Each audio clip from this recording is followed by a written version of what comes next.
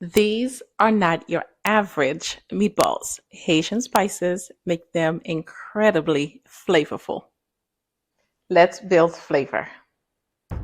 Where flavors build tradition, no matter where you are. There's something about meatballs, they just feel like home. But Haitian meatballs, they're different. They've got depth, they've got flavor, and they carry a little bit of everything in every bite. This is one of those recipes where you're not just mixing ingredients, you're bringing everything together in one place. So I started with my onions, just cutting them down, nothing fancy.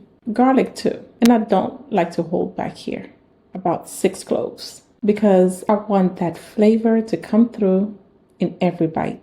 And then there's the bread. Now this part, it's simple, but it matters. I let the bread sit in a bowl with water and then use my hands to break it down. Just crumbling it gently until it softens and becomes part of the mixture. That's what gives the meatballs that tenderness, that soft, almost melt in your mouth texture.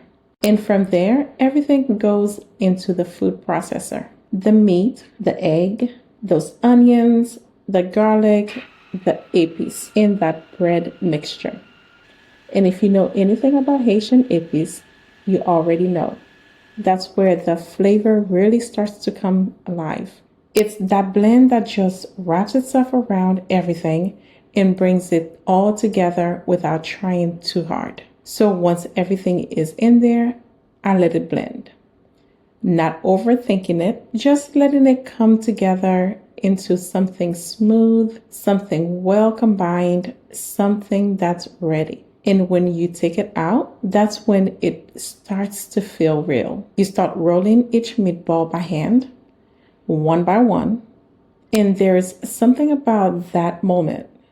It slows you down just a little, makes you present. Each one gets rolled lightly in flour, just enough to give it that coating, and then into the skillet. The first sizzle, that's when you know you're on the right track.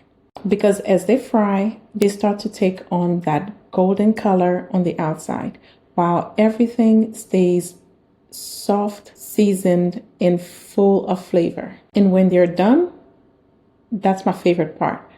Opening one up, because that's where you see it.